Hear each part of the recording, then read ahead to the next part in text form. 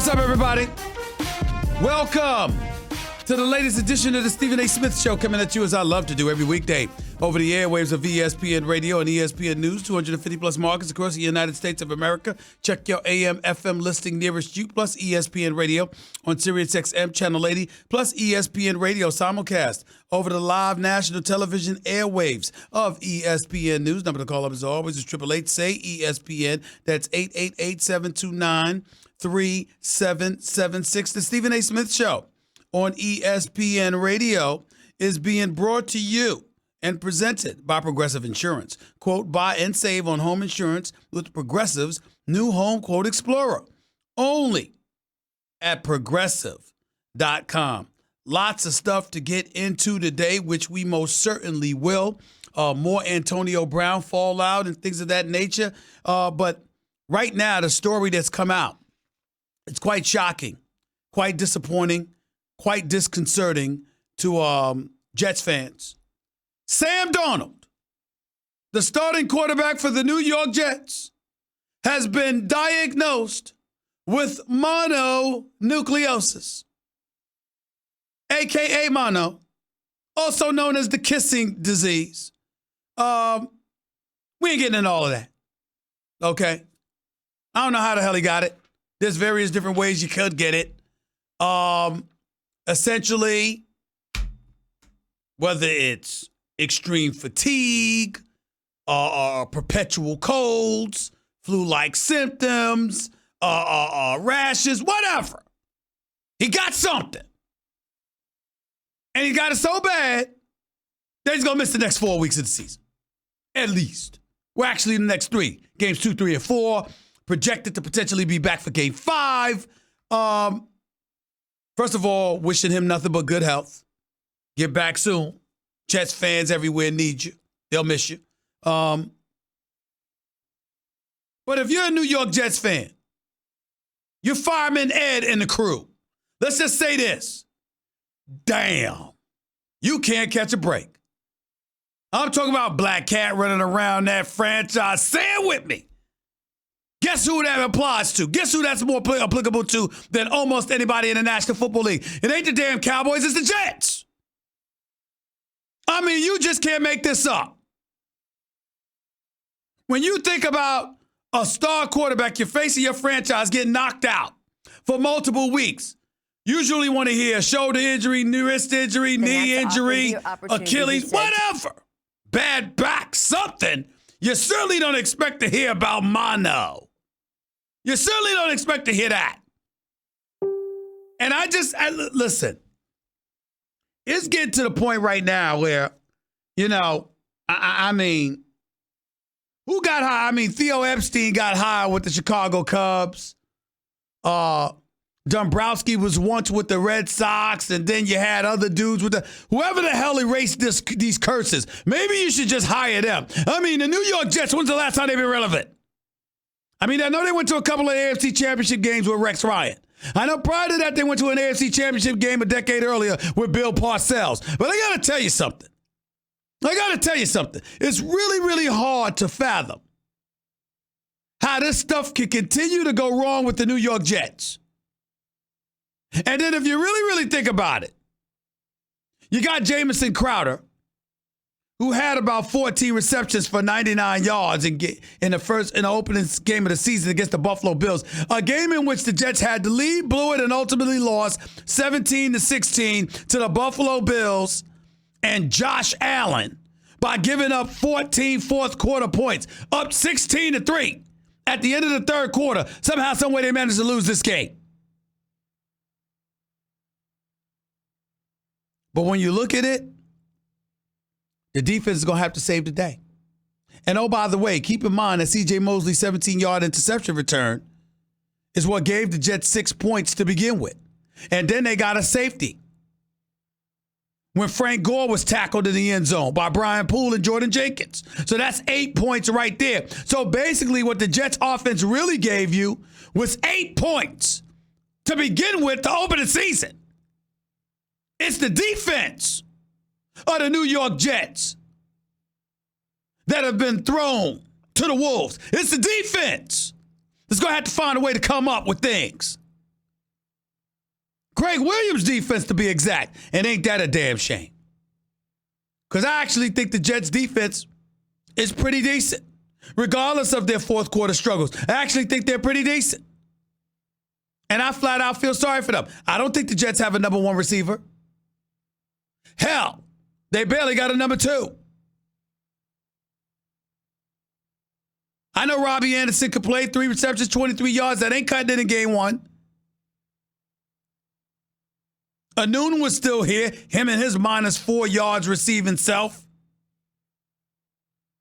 Ryan Griffin, I mean, what do you want me to say? It's this Jets defense that we all going to be relying on. Mosley and Jenkins and Tremaine Johnson and Jamal Adams and my brother. I'm just saying, they ain't got any help. And don't get me started on Adam Gase. Let me be very, very clear. I never wanted him here. I never wanted Adam Gase here. And ladies and gentlemen, it's not just because he showed up to his first press conference looking high. It's not just because of that. Actually, it has nothing to do with that. I actually think that's an endearing quality that as to why he should be here, so I can have something to laugh at during the press conferences. But make no mistake, he looked high. I'm not saying he was high. I'm not saying he was puffing passing. I'm not going to accuse him of needing to stay off the weed. I'm not going to say that. What I will say is that Adam Gase, that opening press conference introducing him as the next head coach of the New York Jets, he looked high. Looked absolutely zooted. I've seen that look before. I don't know whether that was the look then, but that's how he looked. I'm not saying it was, but that's how he looked. But my issue with him is not that. My issue with Adam Gase is that Adam Gase had 3 years in the AFC East coaching the Miami Dolphins. He wasn't awful. He got him to the playoffs one time. I just don't think he was that damn good. And if you ain't that great in the AFC East, why would the Jets keep you here in the AFC East? What difference are you going to make? What monkey wrench in the plan are you going to throw into the mix for the Buffalo Bills, for the Miami Dolphins, for the New England Patriots? When you were at Miami, that wasn't what you did against New York, Buffalo, and New England then. Although you were competitive and you won your share, the fact of the matter is, wasn't that great? I'm just not sold on this man. I'm just not sold. Somebody's got to say it, damn it. So I'm going to. So now this is his team. And he's supposed to be some kind of guru that's working with quarterbacks. Well, lo and behold, look what's happened. Sam Darnold is now compromised. He's got mono. Robbie Anderson, Jamison Crowder, they can play, they can ball. But are they all world receivers? No. Anunwa, no. Le'Veon Bell's all world, saw him catch a touchdown pass, saw him catch a 2-point conversion. That was nice to see. But when you look at the New York Jets, the fact of the matter is, they're just not that good offensively. They're just not that good. You can slice it any way you want to. They're just not that good. Say whatever you want. They are not. So having said all of that, I want everybody to understand, this is who they are right now. Your defense is going to have to come to the rescue. And by the way, good luck with that, because if we're being totally honest, I mean, we damn near could write the epitaph for the New York Jets right now. Ladies and gentlemen, you got a Cleveland team that got embarrassed on Monday Night Football. They're going to be hungry, ready to go. They got Odell Beckham Jr., they got Jarvis Landry, they got Njoku, they got Nick Chubb, all right? Oh, by the way, Kareem Hunt ain't even back yet. That's after week 8. You got a decent offensive line. You got Baker Mayfield who can play. And again, they got embarrassed by Tennessee in the fourth quarter last year. So knowing that, it's unavoidable. So you got that problem. That's this Monday night. Oh, ladies and gentlemen, it gets worse. Then they got New England on the road in Foxborough with no offense.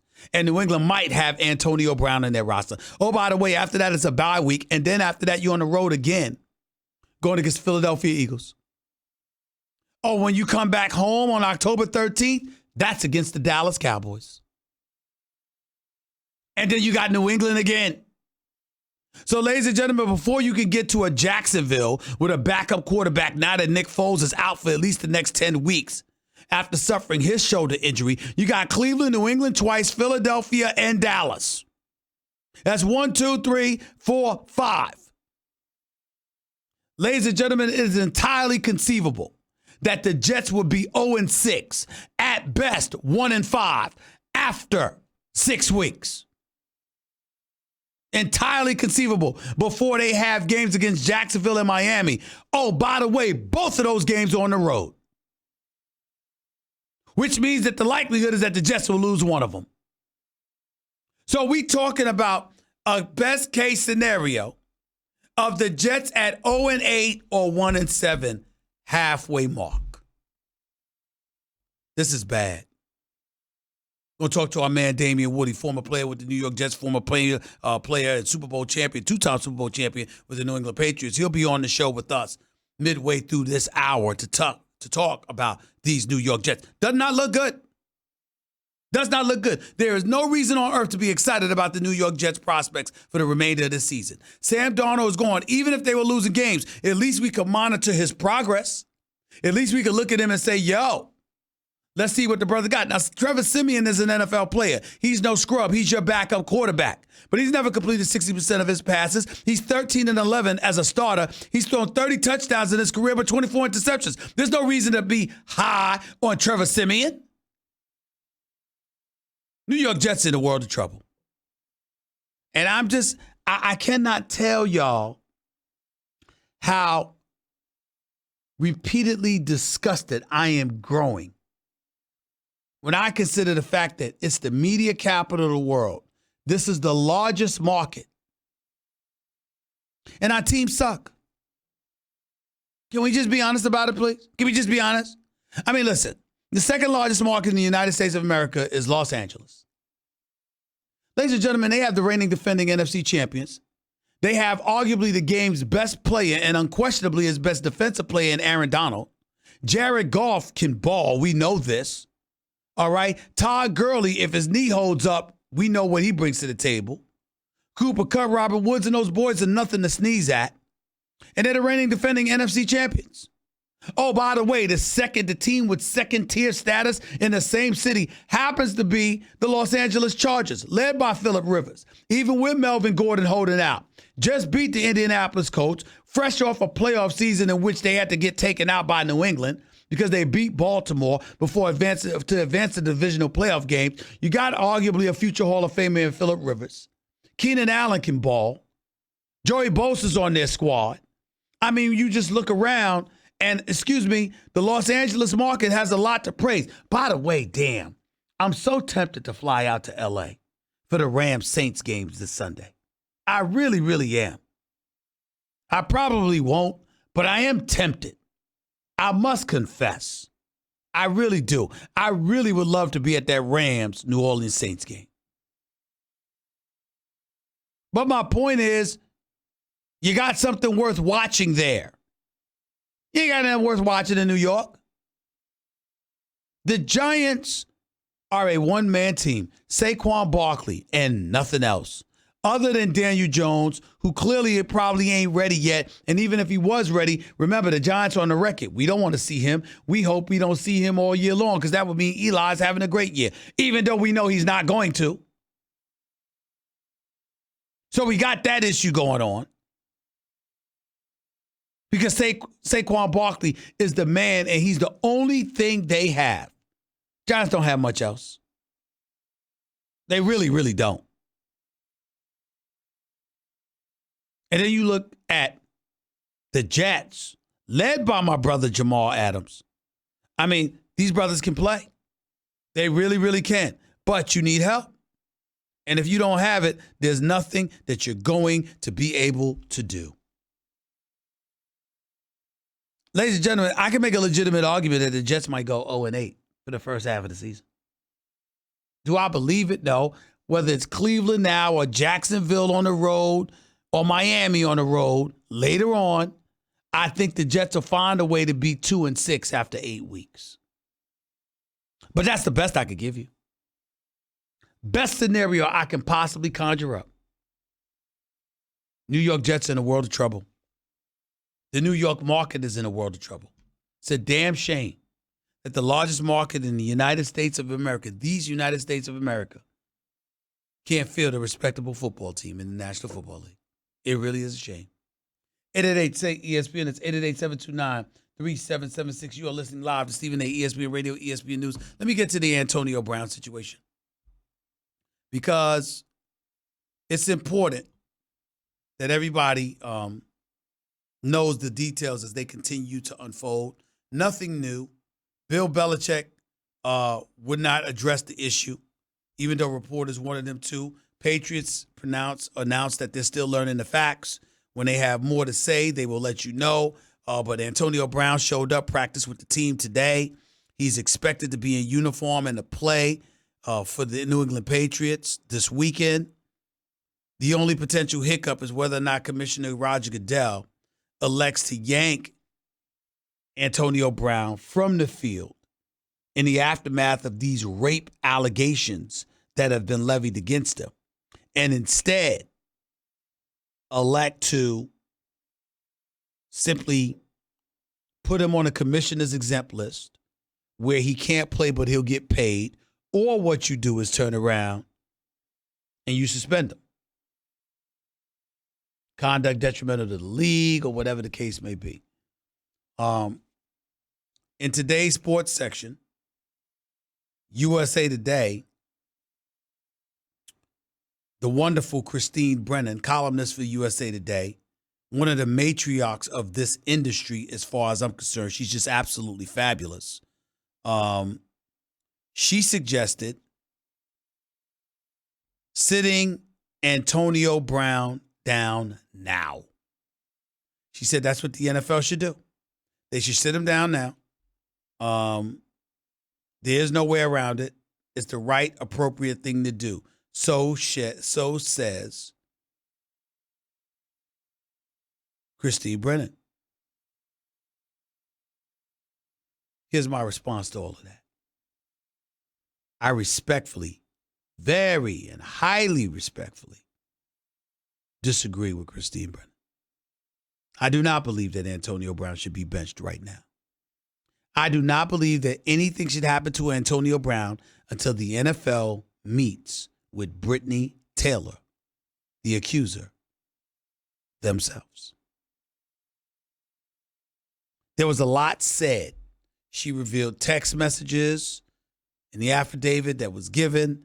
There's text messages that highly incriminate Antonio Brown, to some degree anyway, in terms of his language towards her, how he spoke, et cetera, et cetera. That, to me, while I understand all of that, that's not my issue. He has been accused of taking her, grabbing her, and putting her head and her face down into the bed and forcibly raping her. This is according to her. I disagree that he should just be yanked off the field because he's categorically proclaimed his innocence, A, and B, the NFL has not talked to anyone yet. To me, what's mandated, what's necessary, is that the NFL meet with her, hear her story, determine how plausible it is, and how much of a threat to their image she can cause with all of this before making the decision as to whether or not you're going to place Antonio Brown on some commissioner's exempt list. I think those things should happen first. Christine Brennan obviously disagrees. She says,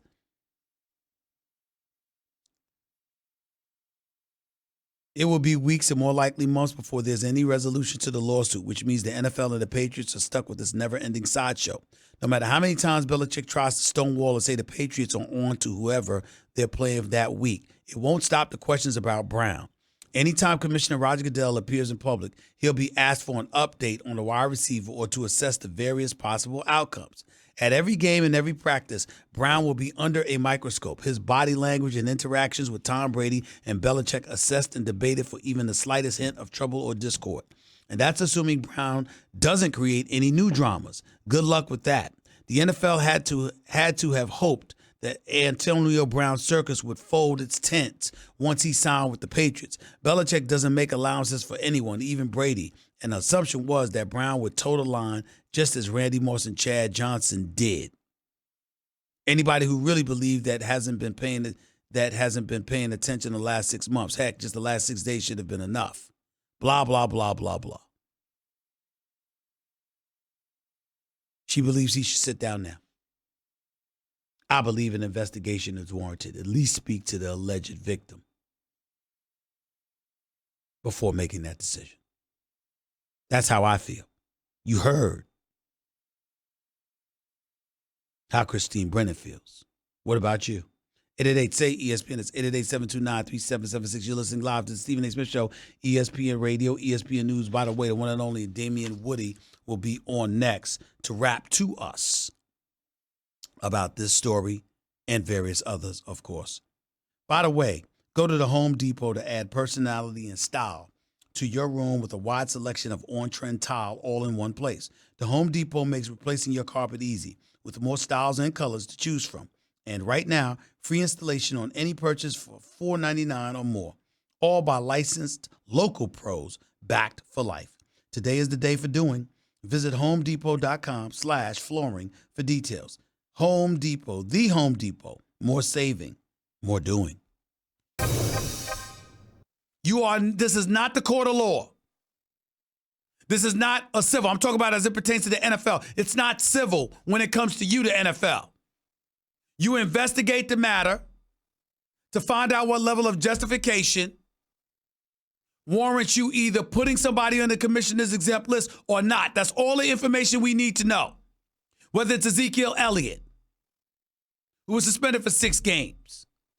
Whether it's Kareem Hunt, who's suspended for the first 8 games of the season. Whether it's Reuben Foster, who's been on the commissioner's exempt list. Greg Hardy, who was, by the way, convicted in a North Carolina court of law, but it was a non-jury trial, and the judge convicted him before he appealed it, and the case ultimately was dropped. But no matter who it is, the NFL has no business telling us who they believe is guilty or not. You are not the court of law. Stop.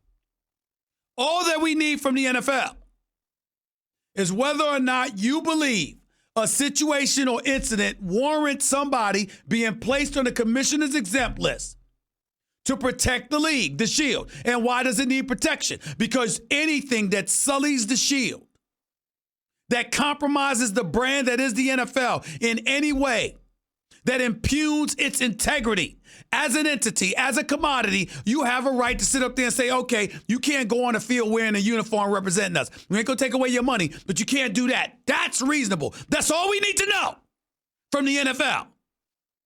That's all we need to know.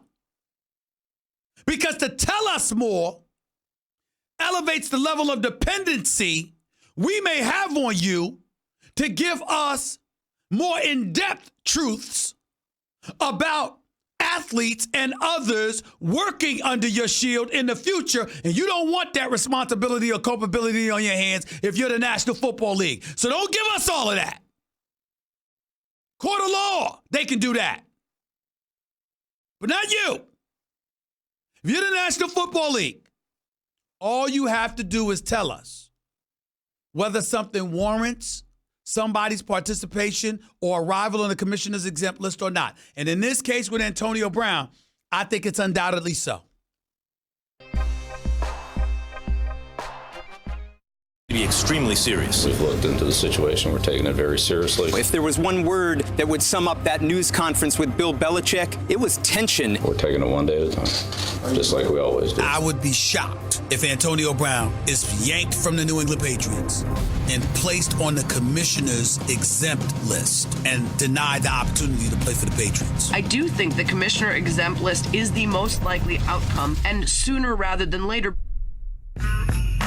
The Stephen A. Smith Show on ESPN Radio is presented by Progressive Insurance. Guests on the Stephen A. Smith Show appear via the Shell Pennzoil Performance Line.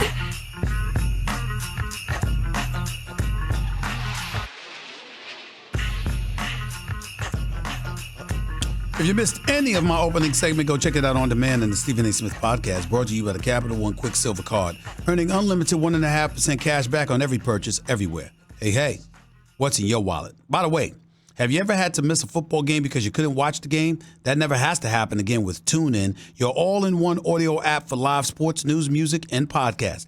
With TuneIn Premium, you can listen to live and on-demand coverage of every single game of the NFL season, including every NFL on ESPN radio matchup. And that's just the beginning. TuneIn also gives you access to every MLB, NBA, and NHL game, not to mention college football, local and national sports radio, and sports podcasts on ESPN radio like The Stephen A. Smith Show. Download the free app and enjoy TuneIn today. 888-SAY-ESPN. It's 888-729-3776. On the phone with us right now is a two-time Super Bowl champion with the New England Patriots, formerly of the New York Jets as well. The one and only Damien Woody is on the line with us. What's up, big boy? How you doing, man? I'm good, man. How you doing? Listen, man, I can't laugh about this because to see Sam Darnold go down, I ain't getting into the mono thing or whatever, but that's what he was diagnosed with. We understand that. We get all of that. But my question to you is, where do the Jets go from here? You got New England twice. You got the Cowboys. You got the Eagles. You got the Browns on Monday Night Football. You lost your franchise quarterback, for crying out loud. You ain't even have a number one receiver, as far as I'm concerned, in Crowder or Robbie Anderson. Where the hell do the Jets go from here? Just 1 week into the season, they lose their starting quarterback, at least for the next 4 weeks. Well, guess what, Stephen A? The games still go on, and teams don't feel sorry for you. So if you're the Jets, you sit in the building, this can't be a pity party. I can tell you that right now, because the Cleveland Browns are coming in. They're angry. They're pissed off from getting blown out by 30 points at home to the Tennessee Titans. So you better get your mind right now. Because, like you said, Sam Darnold's going to be out a few weeks with mono. So the only thing you can do is just, like in words of Bill Belichick, do your job. Give them some hope. Give a Jets franchise some hope. In other words, what's out there to peel from? What's the positive that you can peel from Sam Darnold's absence over the next 4 weeks if you're the New York Jets? What could you be looking for? What could you find? Well, the only thing to me is who else is going to step up, okay? This is a situation. It is what it is right now. Sam Darnold's going to be out. Who's going to step up? Okay, we got you invested in Le'Veon Bell. You know, you gave him that type of money. I thought he had a really impressive debut, considering the fact that he was out, for a whole year last year, missed all of 2018. So Le'Veon Bell and guys on defense, I think that, regardless of the performance they had last week against the Buffalo Bills where they created 4 turnovers, the Buffalo Bills still came back from 16 points down. So the guys on that side of the ball have to step up. It's got to be a collective effort, man. It's got to be a collective effort, and you got to put it all on the line this week because you fall 0-2, man, your season is pretty much a wrap. Damien Woody right here with Stephen A., ESPN Radio, ESPN News. The Jets lost to the Buffalo Bills in the opening game of the season. Is that a product of the Buffalo Bills being better than we thought they were, or is it the Jets being exactly who we think they are? Well, I think it's a little bit of both, Stephen A. Because you look at how that game unfolded. The Jets were up by 16 points. If I told you this, okay, you would be up by 16. Your defense created 4 turnovers, 4, and you lose, you would be beside yourself, wouldn't you?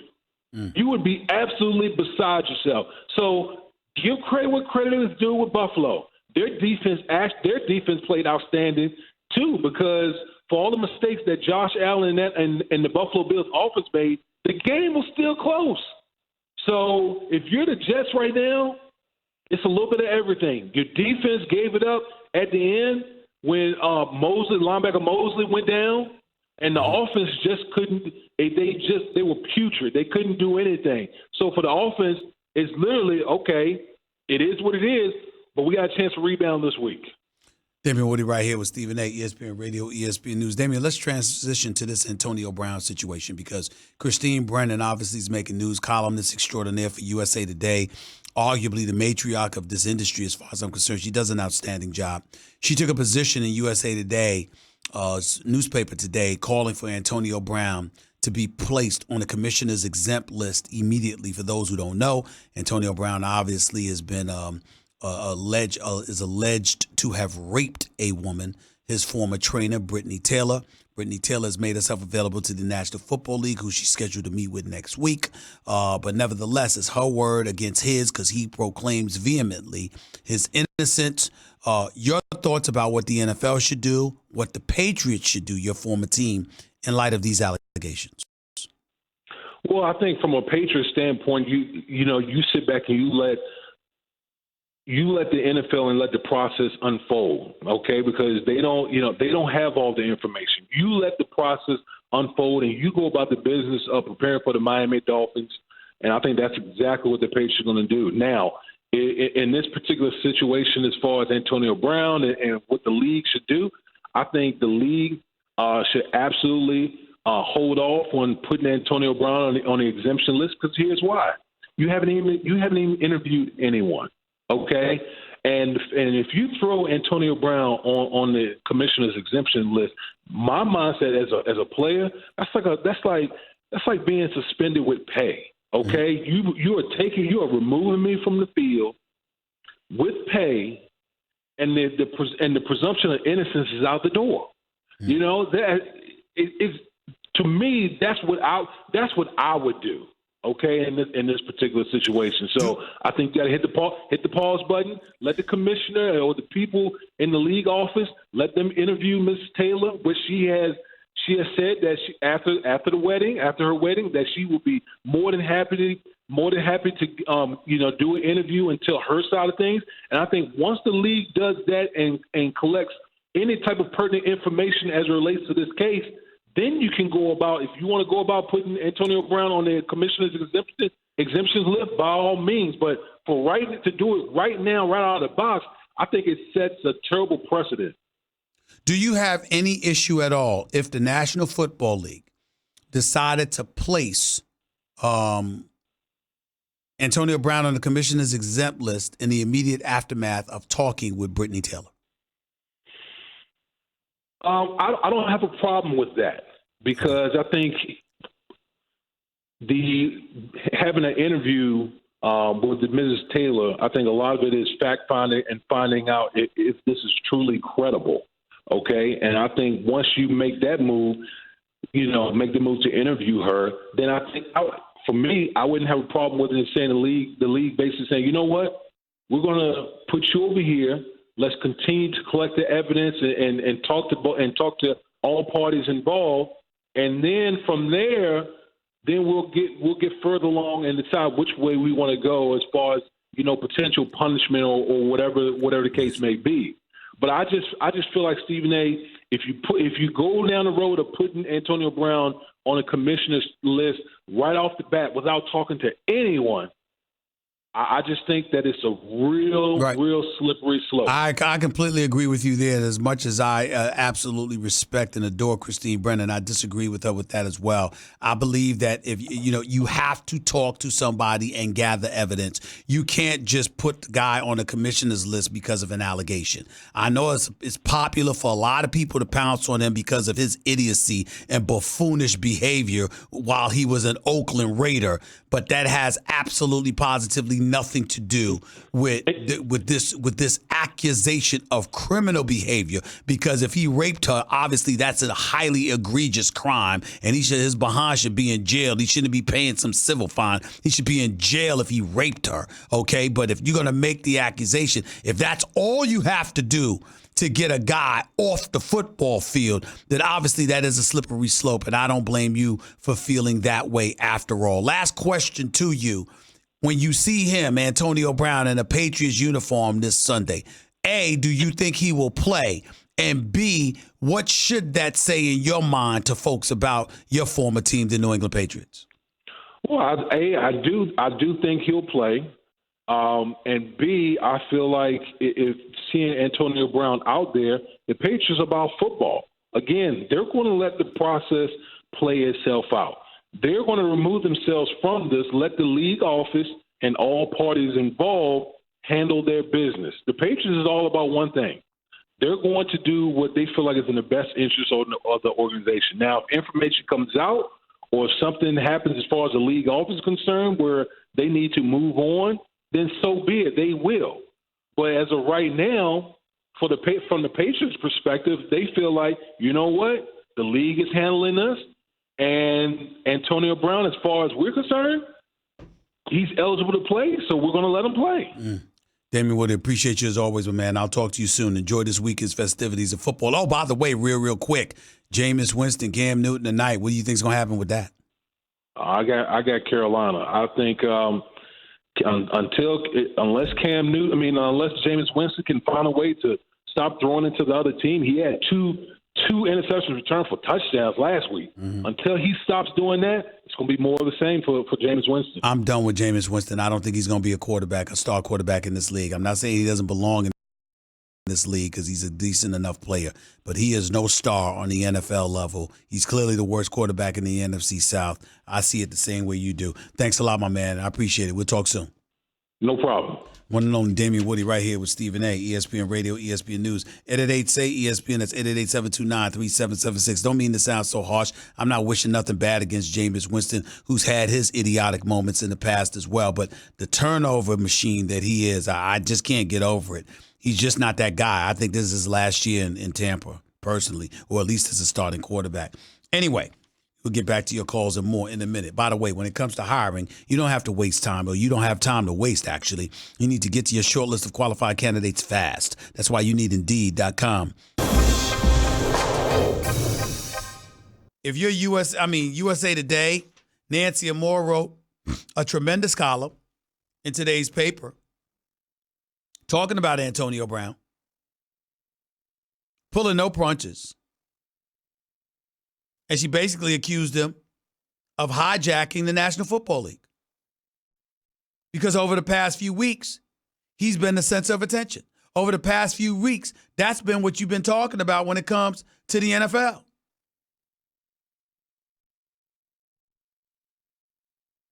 I mean, what is there to say?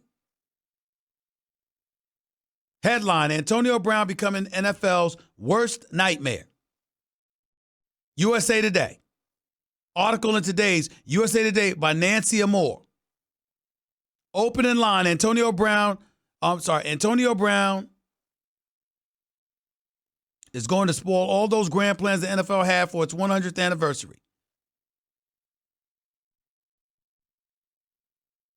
They changed the lead from this morning. This morning was like, he hasn't just been the story of the league, he's hijacked it.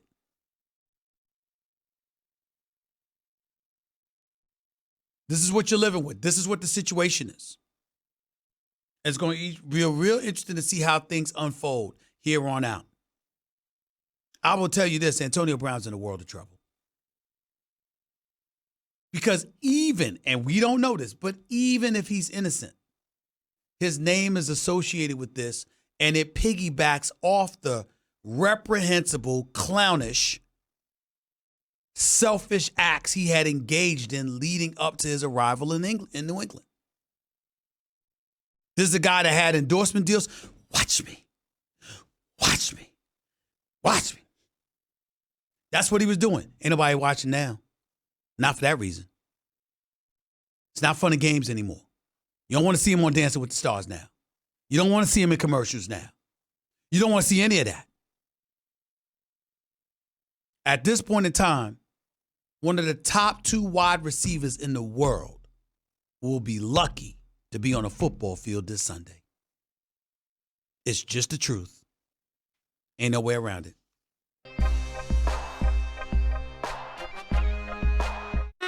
The Stephen A. Smith Show on ESPN Radio is presented by Progressive Insurance. Guests on the Stephen A. Smith Show appear via the Shell Pennzoil Performance Line. Wow. Reminisce, y'all. The Stephen A. Smith Show is coming to you live from above Pier 17 South Street Seaport. Presented by Chase. Also a reminder that Golick and Wingo will be live from Maryland this Friday covering the Cowboys-Redskins matchup, part of ESPN Radio's Fall Football Tour. Brought to you by Marathon. Get 5 cents off every gallon every day with Make It Count rewards from Marathon. To sign up, visit makeitcount.com or download the free app. To the phones we go. Let's go to Janelle. You're live with Stephen A. Janelle, how are you? Hi, Stephen A. How you doing? I'm all right. Thank you for calling. Go ahead. First time call. I've been listening to you since before when you was with Skip Bayless back in the day. But I wanted to talk about the Antonio Brown situation and kind of respond to a female caller you had yesterday, kind of saying that she didn't really believe Brittany because if it were her, as a society, we really have to get away from that statement, if it were me, because as a sexual assault victim myself, it's something, if you have never been through it, you do not understand. And you do not know how you would respond. And the levels of trauma that you go through when you experience something like that is something that you can't really explain. Janelle? And it's even more intense. Yes. Janelle, Hello? I completely agree with you. I can respect where you're coming from. But while I have you on the phone, I must ask you a question as a female who just stated that she's experienced that. My heart goes out to you. I hope you are well. I wish you nothing but the best. And I do understand that in most instances, I think the number was approximately 85%. Women are clearly victims of these things, and there's no denying that. But 15% of the time, that's not the case. And in some instances, there are people, females, who have lied on men, accusing them and alleging such a thing, and then acknowledging they were lying, like Reuben Foster of the San Francisco 49ers happened with his ex. What I ask you is this. What do you say to that? Because what the lady called and said yesterday was alluding to such a thing. She certainly shouldn't give the impression that that's the case most of the time, because most often than not, it's not the case. But what do you say to folks, to folks out there lying on folks about such things? Real quickly, I only got 30 seconds. Go ahead. Okay, well, first, if you're lying, you're just setting females back. That's absolutely egregious. That's not something to play around with or to lie about. And I agree that we have to wait and see and let the facts come out. I just want people to stop saying, if it were me, I wouldn't have waited. I would have did this. I would have did that. Because in 2017, when these things started happening, you got to understand, Antonio was at the top of his game. I mean, he was on the cover of Madden, for crying out loud. So all of these things probably came into a factor for her as far as being believed. And I just, that's just something, as far as criminally, it's even harder to criminally convict somebody. I got a hard break, so I got to go, but I definitely respect your point, and I understand it. Totally appreciate it. Thank you so much for calling, and feel free to call back anytime. 888-SAY-ESPN. It's 888-729-3776. Hour number 2 with Stephen. To Coast. The Stephen A. Smith Show starts right now.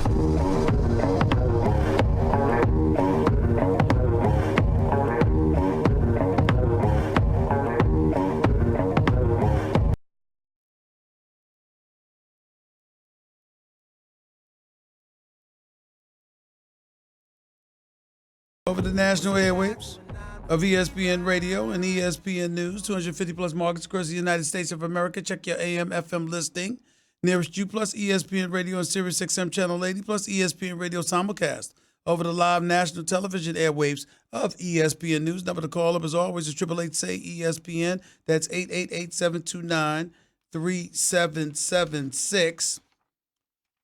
From the biggest concerts and games to the hottest theaters, shows, and more, Vivid Seats has it all. Download the app and join the Vivid Seats Rewards loyalty program today.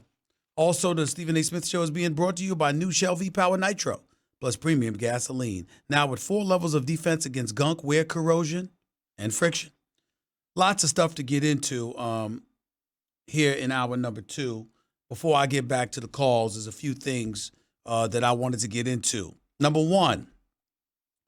The state of California, the Senate okays athletes bill NCAA calls harmful.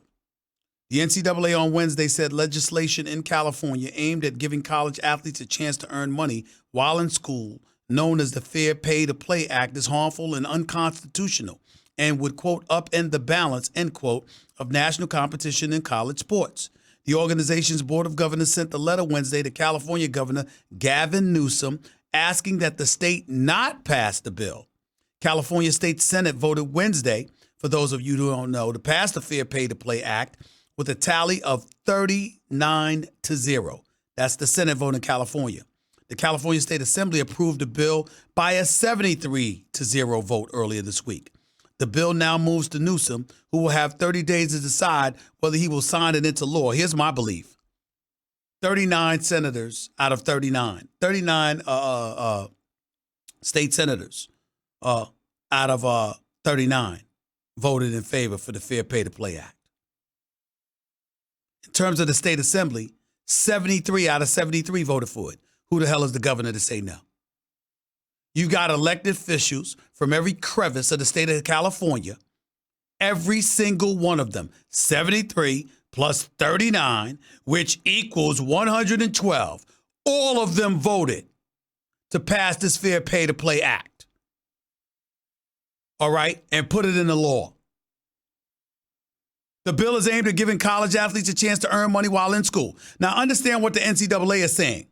It will upend the balance. Why? Because when you talk about athletes being able to make money off of their likeness and names, able to receive marketing deals, etc., endorsement deals, that kind of thing, because that's what they're talking about here, right?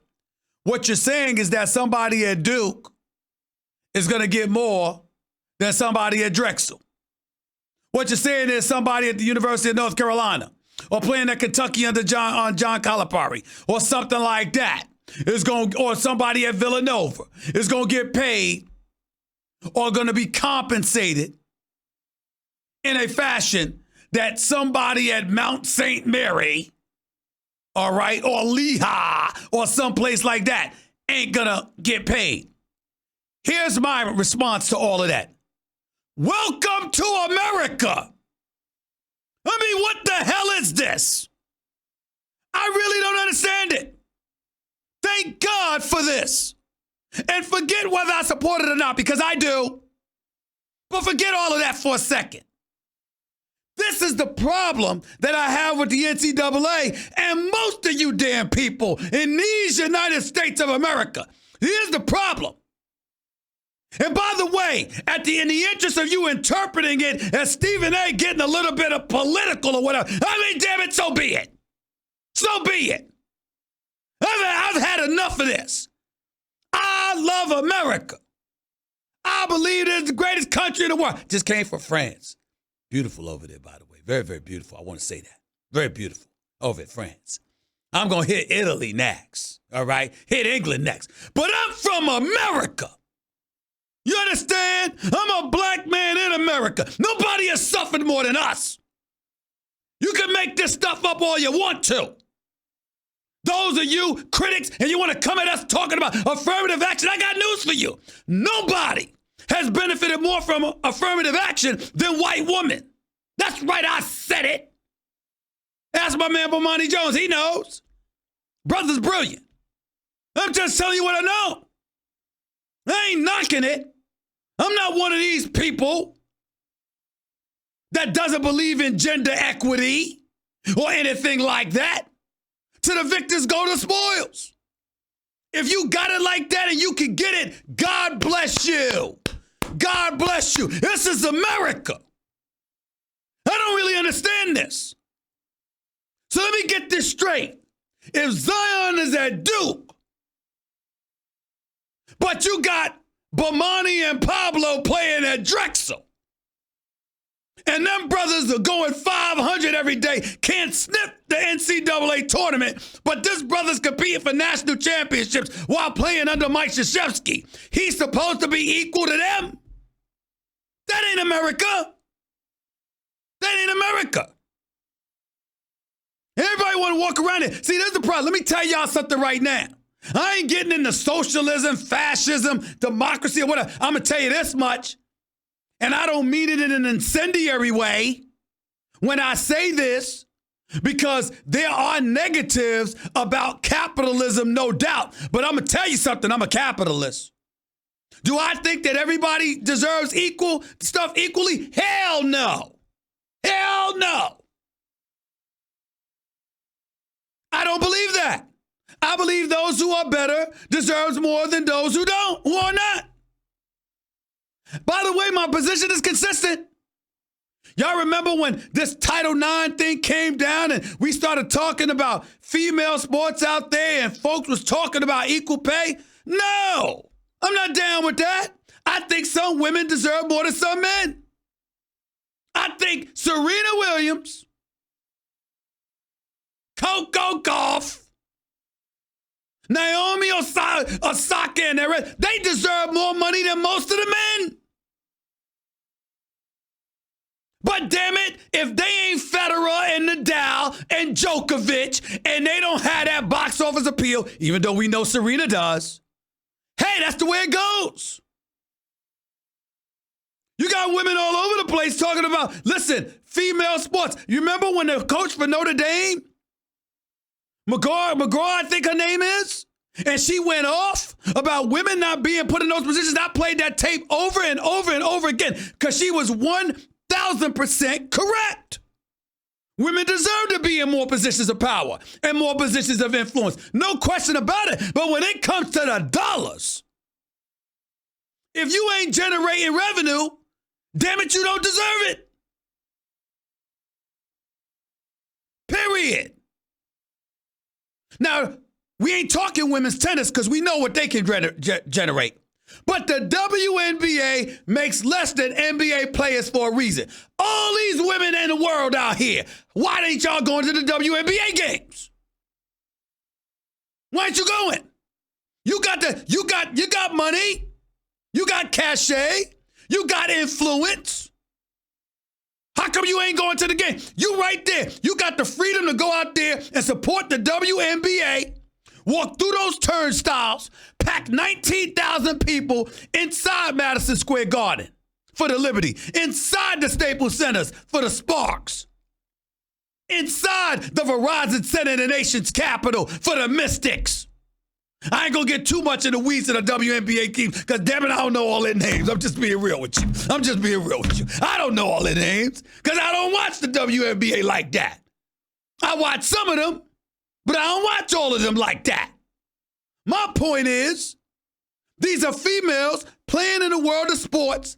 There are plenty of women out here in this world who are successful, who are making money, who go to games, who love sports. But you know why the WNBA ain't making as much as the NBA? Because y'all ain't going to their games and supporting their product the way you support the NBA product.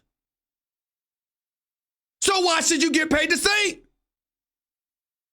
This stuff about equality. No, ladies and gentlemen, it's equal opportunity. That's where equality comes into play. Opportunity. But whoever you support, you support. And if somebody generates more support than somebody else, then damn it, the people that generate the most support should get the most money. That's capitalism. You really, really think that we like sitting here in America? And our police officers, our law enforcement officials who put their lives on the line every day for us, you think we don't think they deserve money? How about the firefighters? How about doctors? You think we don't know better? Nurses, teachers, you think we don't know they deserve every penny they can get?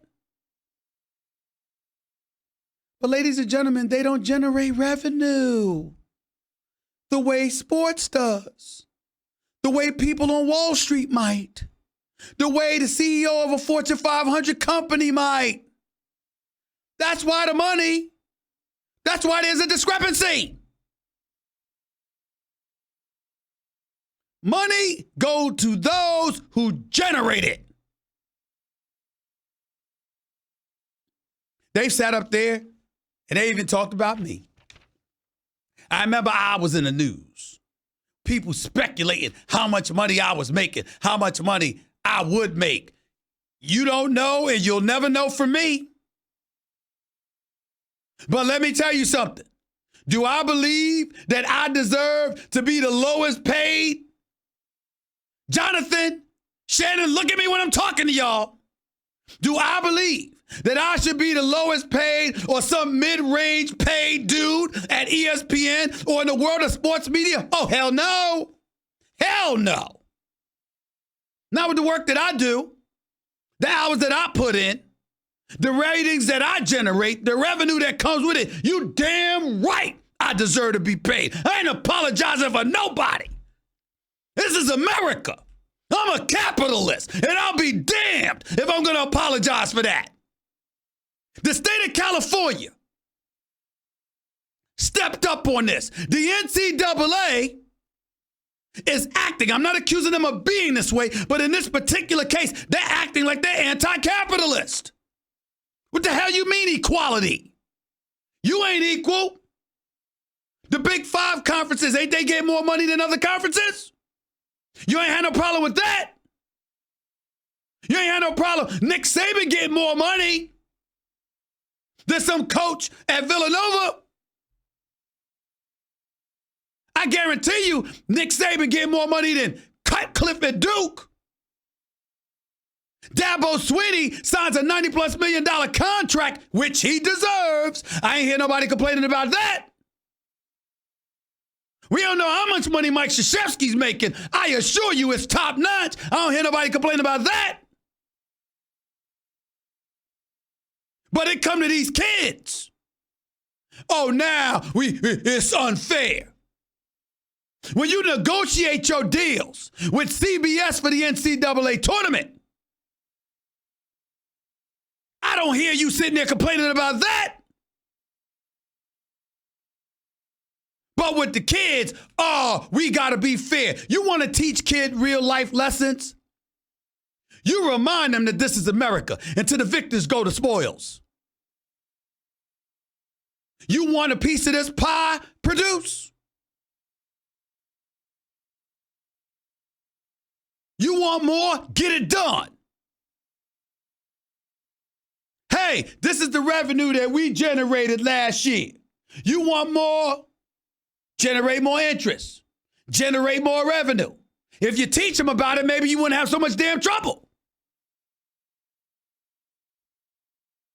But we don't want to talk about that, do we? We want to walk around. We want to hide that reality. It ain't going to happen on this show. Ain't going to happen on this show. I'm not saying that money is everything. Obviously, principled positions come with everything that we do in life. Somehow, some way, you got to make choices every day. But I'll be damned if I show up to work every day out of the goodness and kindness of my heart. I'm trying to get paid. I ain't apologizing for that to nobody. I'll put in the work. I'll make it happen. I'll do what I can to bring value and equity to this monstrous behemoth known as ESPN and Walt Disney. I'll do all of that. I'll have my hand out to get paid too. It ain't for free. If that's the real world, why are we acting like it's any different with these kids? Everybody don't get to be the same. Be good enough in basketball to be at Duke and Kentucky and Kansas and so on, and North Carolina and so on and so forth. They come talk to me. Be good enough to be at Alabama or Clemson or Georgia in football or even LSU. And then come talk to me. If you ain't that good, that's why you ain't getting compensated the way somebody else might be compensated. Let's be real. Let's stop babying every damn body. Or acting like we're babying when in fact what we're trying to do is keep all the money for our own coffers instead of spreading the wealth around.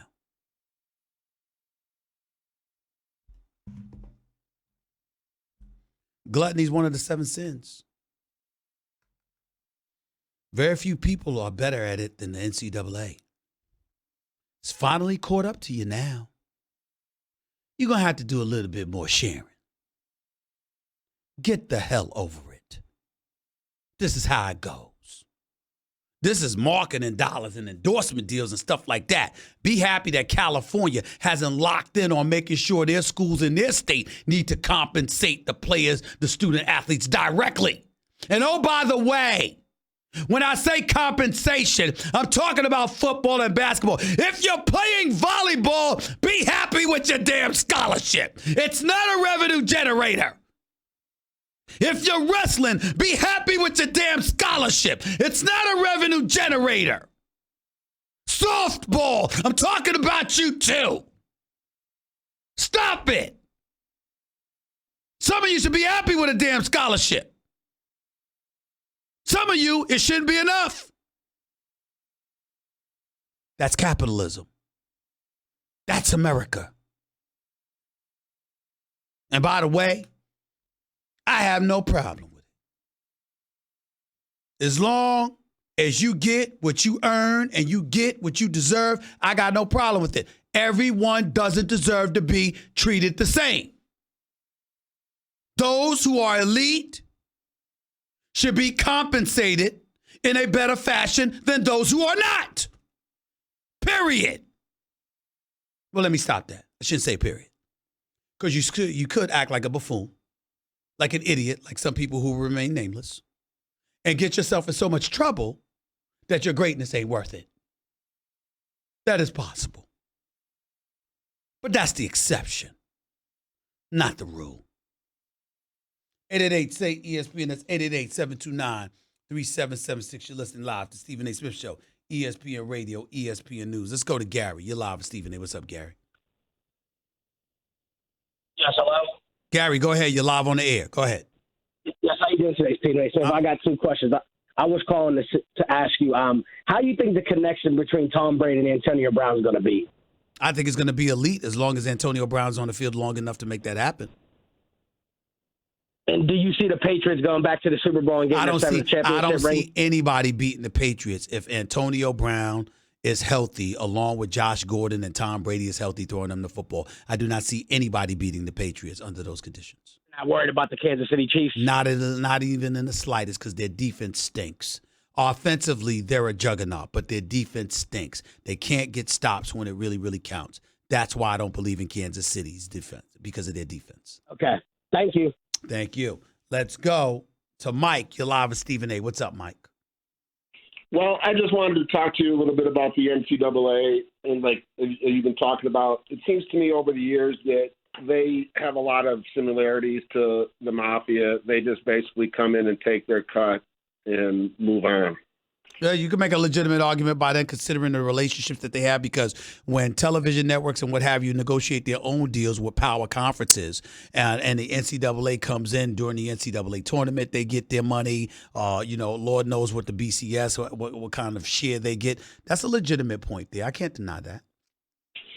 It just seems like when they were originally formed, it was basically just to run the collegiate tournaments, and they keep expanding and expanding and expanding. And the biggest thing is that they're all controlled by a bunch of men that have no accountability, yet all their money comes from the taxpayers, primarily from state-run universities.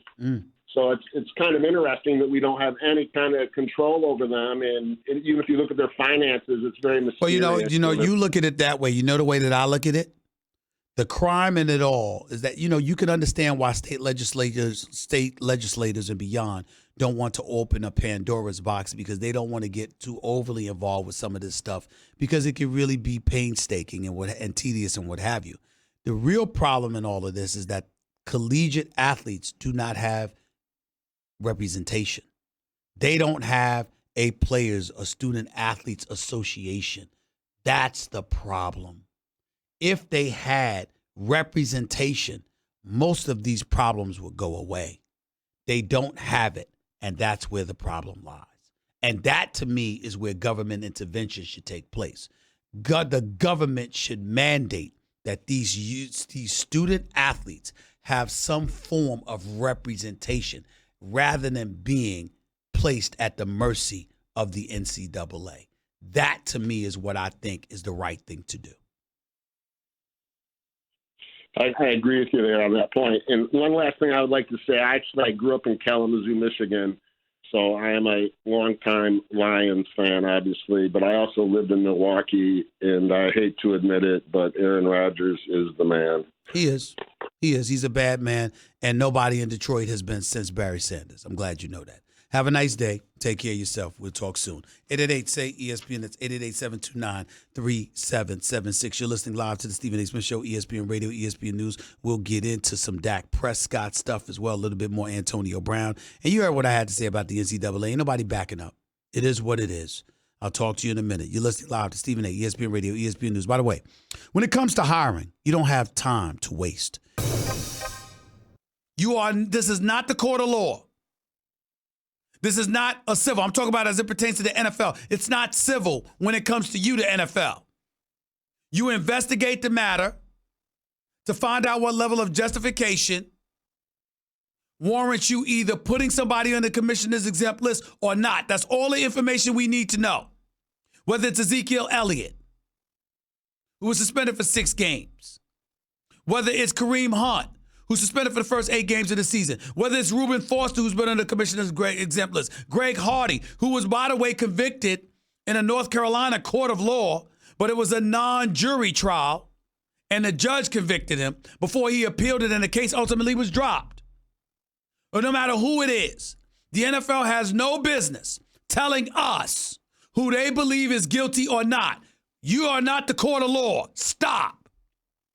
All that we need from the NFL is whether or not you believe a situation or incident warrants somebody being placed on the commissioner's exempt list to protect the league, the shield. And why does it need protection? Because anything that sullies the shield, that compromises the brand that is the NFL in any way, that impugns its integrity as an entity, as a commodity, you have a right to sit up there and say, okay, you can't go on the field wearing a uniform representing us. We ain't gonna take away your money, but you can't do that. That's reasonable. That's all we need to know from the NFL.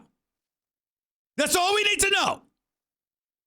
Because to tell us more elevates the level of dependency we may have on you to give us more in-depth truths about athletes and others working under your shield in the future, and you don't want that responsibility or culpability on your hands if you're the National Football League. So don't give us all of that. Court of law, they can do that. But not you. If you're the National Football League, all you have to do is tell us whether something warrants somebody's participation or arrival on the commissioner's exempt list or not. And in this case with Antonio Brown, I think it's undoubtedly so.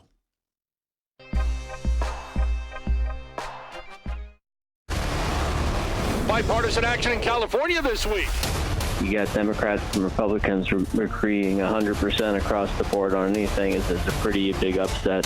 What is the likelihood that the governor would rule in favor? I think it'd be pretty hard for the governor to veto a bill that has received such unanimous support all the way through the process.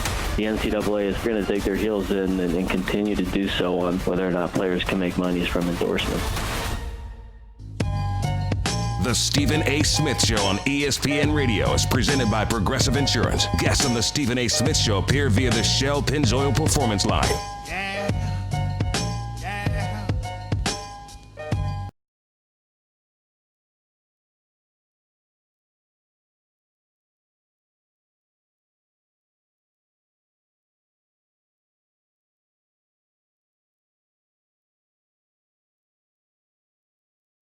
Show, ESPN Radio, ESPN News. A reminder that Golick and Wingo will be live from Maryland this Friday covering the Cowboys-Redskins matchup. Part of ESPN Radio's fall football tour. Brought to you by Marathon. Get 5 cents off every gallon every day with Make It Count rewards from Marathon. To sign up, visit MakeItCount.com or download the free app. Plus, ESPN Radio is presented by Progressive Insurance. With more than 30 unique coverage options available, Progressive knows small business. Learn more at ProgressiveCommercial.com. Back to the phones we go at 888-SAY-ESPN. It's 888-729-3776. Let's go to Rick. You're live with Stephen A. Talk to me. Hey, what's up, Stephen A? Just want to talk to you about them Cowboys, man. Mm-hmm. Got a question for you, man. Why you keep saying the same old stuff over and over about the Cowboy fans? It's just getting old, man. The jokes are getting stale. Can you come up with anything new? First of all, shut the hell up, because you're assuming I'm joking. I'm not joking. I can't stand y'all. It's not a joke. I'm not laughing. I can't stand Cowboy fans, and I mean it. It's not a joke. It's how I feel consistently, how I felt consistently throughout my life, and I can prove it to you. The fact that you called up here and a Cowboy fan and you said that, I no longer want to talk to you. Goodbye. Have a nice day. Let's go to Nick. You're live with Stephen A. What's up? Hi, Steve. What's up? How you doing there? I'm all right. Go ahead, man. You're live on the air. Go ahead. Okay, great. So we got something in common. Our man Elmer, who was your mentor, was my friend, your friend. Who? Is Elmer Smith. Elmer Smith, yes, that's my buddy. Used to write for the Philadelphia Daily News. Phenomenal dude, one of my buddies. Absolutely. Go ahead. one of my buddies turned me on to Mike Marley, Wally Matthews, Ron Borges, or Brian Burwell. All I got to say is this. You and him should do Billy Hunter's book, because what Jay-Z's saying, the power with this inspired change is going to make change. The change isn't going to happen because, like Mr. Come On Son says, there's nobody black in the power structure. And when they ran Billy Hunter out of the NBA, when they ran other brothers out, there's nobody there at the table. First of all, stop right there. I appreciate where you're coming from, but that's not entirely accurate. First of all, Simon Gordine succeeded Billy Hunter. Charlie Grantham was before Simon Gordine. Charlie Grantham was an exceptional executive director. Simon Gordine, some would argue not so much. Then Billy Hunter's in there. Now Michelle Roberts is in there, who's a sister. So when you bring up a brother, or a sister, and how there's nobody in there, that's an insult to the people that came before Billy Hunter and who came after. So just change the subject, because you don't know what you're talking about in that regard. You're wrong there. In the league, not the union. Well, you're talking about the union. You brought up the union. Billy Hunter was the union. He wasn't the league. Billy Hunter was the executive director of the union. But I can't think of anybody in the league. Can you tell us who's in the league at the table? No, I couldn't. I mean, you have Mark Tatum, who's the deputy commissioner of the NBA. Okay, so you've got that going on. But that's the only name that I could really give you of substance as it pertains to an African American in that position. That's true. Okay, so here's last point on that issue. Hurry up. Race Imboden, American fencer, kneels. So who says we're stop kneeling? He was at the Pan Am game. He's Caucasian. So all races don't feel like we need to stop kneeling. Well, that was what Jay-Z said, but 10 seconds earlier, he said he wasn't against any kind of protest. People are free to do what they want to do, and he doesn't have a problem with it. He said that 10 seconds earlier. But wasn't his statement clearly, if I paraphrase, we're done kneeling? He said that afterwards. He said, in other words, it's time to go and act more than just kneeling. So it wasn't like he was trying to say and articulate the position, don't kneel anymore. He was saying, okay, now what? He just said it wrong. So now let me give you some kudos. You're doing a great job. Your co-worker was on a flight with me from Philadelphia to Orlando to coach his AAU team. He said when it was your turn to come up, when you came up, everybody in the room said, no, not him. But the boss at that time said, if you guys don't want him, that's why we want Stephen A. Smith. So that's the kudos from Tim Legler. That was what I said on my interview with Michael Kay on Center Stage on the Yes Network. Tim Legler echoed that. Tim Legler is one of my buddies. I appreciate that, but I got to go. Thank you for the call. Take care of yourself. Will, you're live with Stephen A. What's up? Yes, sir. Stephen A., first of all, I appreciate what you said about the NCAA. I am sick and tired of the NCAA and their hypocrisy. And let me get to Dabo, Mr. Dabo Sweeney, talking out his mouth saying that he would quit if players got paid. The reason why he makes $10 million a year is called progress, Stephen A. Everything around these players is progressing. The revenue that's generated is more than ever, and nothing's changing for these players. The landscape around them is changing, but they want the players to remain stagnant. They want to hold all the money. Hold it. First of all, I don't recall Dabo Sweeney saying that, but if he did say that, clearly he's lying, because Dabo Sweeney ain't about to give up $9.5 to $10 million a year just because players are being compensated. I don't believe that for 1 second. Secondly, I think that you have a lot of coaches that don't want to inherit the problem of players getting paid, because remember, everybody's not going to be equal, and thus it would be incumbent upon them to get into the mix and decide who deserves to be more compensated than the other. And that's not a problem they want to deal with. They want to coach football teams or coach basketball teams. They don't want to be the ones to decide, okay, this player is this, so he gets paid. This player is not so good. He's riding the bench. I'm not going to pay him. Or this guy's a starter, but this guy's a star, and I got to pay one differently than I want to pay the other. So even though they're averse to that, it's not the same as the institution of the NCAA being averse to that.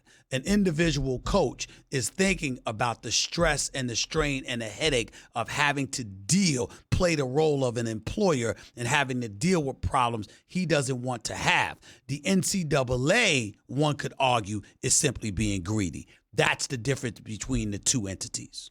Compensation. I'm strictly talking about the California ruling that you were talking about where players can get compensated. And I want to remind people that somebody on a math scholarship, somebody on a band scholarship, they can go out and get jobs.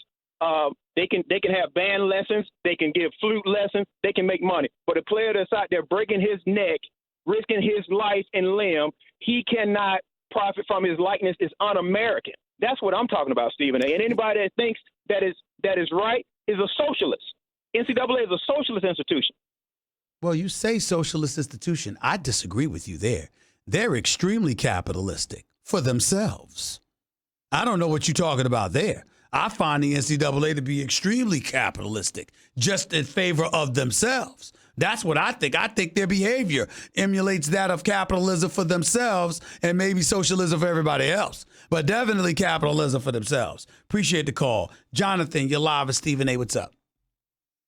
Stephen A., how are you? I'm all right. Go ahead. Some horns. Second of all, I'm a lifelong Dolphins fan. I've been on this planet for 19 years. Sad. Tired of hearing about my parents' friends telling me that I need to stick in there.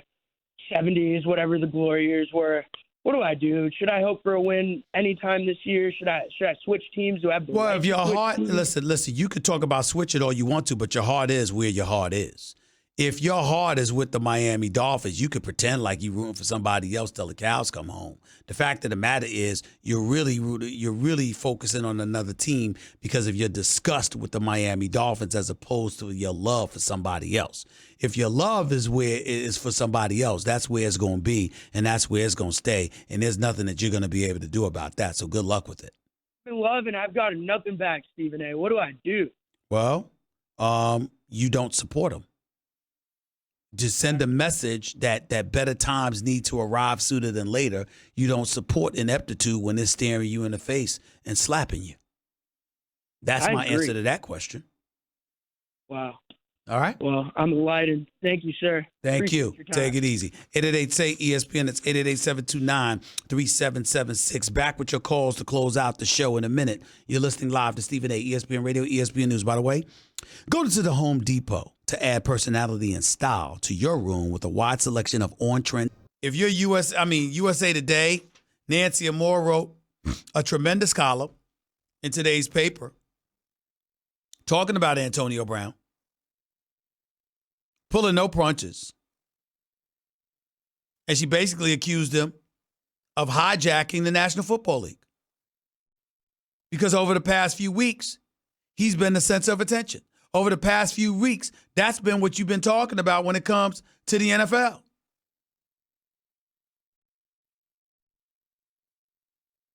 I mean, what is there to say?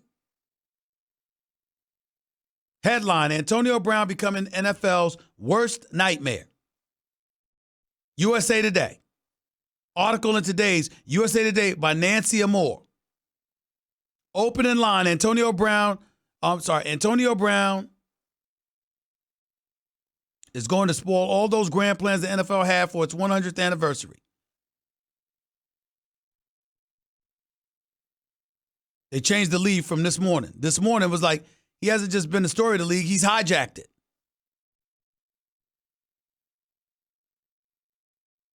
This is what you're living with. This is what the situation is. It's going to be real interesting to see how things unfold here on out. I will tell you this, Antonio Brown's in a world of trouble. Because even, and we don't know this, but even if he's innocent, his name is associated with this, and it piggybacks off the reprehensible, clownish, selfish acts he had engaged in leading up to his arrival in New England. This is a guy that had endorsement deals. Watch me. Watch me. Watch me. That's what he was doing. Ain't nobody watching now. Not for that reason. It's not fun and games anymore. You don't want to see him on Dancing with the Stars now. You don't want to see him in commercials now. You don't want to see any of that. at this point in time, one of the top 2 wide receivers in the world will be lucky to be on a football field this Sunday. It's just the truth. Ain't no way around it.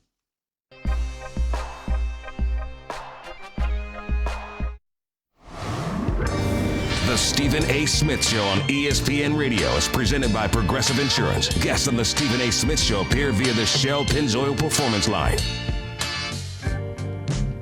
Now that you're here with me. If you missed any of today's show, go check it out on demand in the Stephen A. Smith Podcast, brought to you by the Capital One Quick Silver Card, earning unlimited 1.5% cash back on every purchase everywhere. Hey, what's in your wallet? Back to the phones we go before we get on out of here for the day. Let's go to John. You're live with Stephen A. Talk to me, John. Hi, Stephen A. As you've said, this California thing is going to expand to all of Division I athletics very quickly because, Nick Saban and folks like that are going to say, well, wait a second, I'm going to lose recruits to California. That's not going to happen. So, but the thing that I think everybody is missing, and this is complicated, and I don't claim to understand it completely, but what's going to happen is, and who's going to get hurt here, is the lower level Division I conferences and schools. Because now, the way the NCAA works, let's say you're Atlantic 10, every time you have a school, when Davidson or somebody advances in the NCAA tournament, they get points, which equates to money. And the conference gets that and splits it among the schools within that conference. And that's how they survive. Mm-hmm. If athletes like Langston Galloway, let's say it from St. Joe's, is not able to do that, those conferences are going to be in jeopardy of saying, well, you know what, we can't afford to be a part of this anymore. Make us Division III. Okay, I got you. Well, that's too lengthy of a subject to get into right now. I do get your point, but there's always somebody that's going to suffer. But people have to make a choice. The NCAA has been getting away with a lot of stuff for so many years.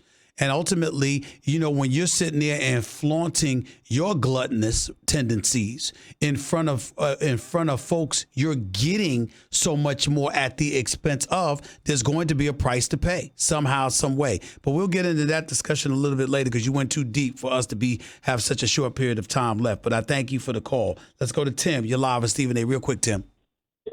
Hello, Mr. Smith. How are you? I just want to say I appreciate your show and you're doing a good job.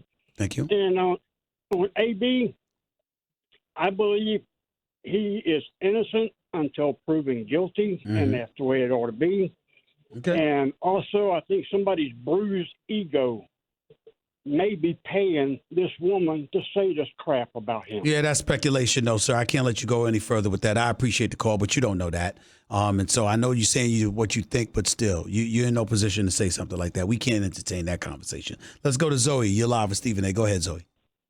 Hey, I want to say this. I want y'all to read that report. Nobody's saying that when they was in college that they was prayer partners. Everybody keeps saying, oh, she was working on him, but she had a friendship with him. She had a boyfriend all the while. He got rich and got to be too much and manipulated that girl, I believe. Now, I don't know if it's true or not, but I say he wouldn't have been sending all them daggone messages to her. He ain't paid people. He done got too big for himself. And when the deal go down, it's going to all end up in court and all of it's going to come out. Okay. That's what I want. But I want people to say that they was prayer partners. Well, that's time, ma'am. You got people having a problem praying for crying out loud. We need more prayer in the world. You want people to acknowledge prayer partners, people being prayer partners. And they don't even want to pray themselves. Come on now. You know that's fool's gold. I appreciate the call, though. Thank you so much. And I'm not saying, listen, I pray every day. But a lot of people pray every day. But there's a whole bunch of people that don't. This is a very devilish world we're living in. And you want people to bring up the fact that they were prayer partners? Ain't nobody paying attention to that. They're just not. Let's go to David real quick. You're live with Stephen A. Go ahead, David, real quick. Thank you for the time, Stephen A. You only got a minute. Make it work. Jameis Winston and his future with the Bucs and future in the NFL after this. 3 quick points. He's played 57 games. He's thrown 61 interceptions. He's also fumbled the ball 39 times. Now, granted, he didn't lose all those fumbles, but the numbers are even worse than they look because he got most of his touchdowns and most of his yardage in garbage time when they're down 2-3 scores in the fourth quarter playing against soft zone where they let him throw it underneath. And then my third point is he's got Mike Evans down there. Mike Evans making him look even better than he actually is. Mike Evans made Johnny Manziel look good in college at Texas A&M. How did he turn out in the NFL? That's a damn good point about Mike Evans, because Mike Evans was an absolute stud at Texas A&M, and one would argue he did make Johnny Manziel look good. So that's a very, very salient point, not to mention the fact that as a starter in his 5 years in the National Football League, in his 5th year now in the National Football League, Jameis Winston is 21-34.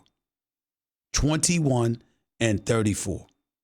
Bottom line is, you make a very, very valid point. It's undeniable, and you would like him to be more productive than he has been.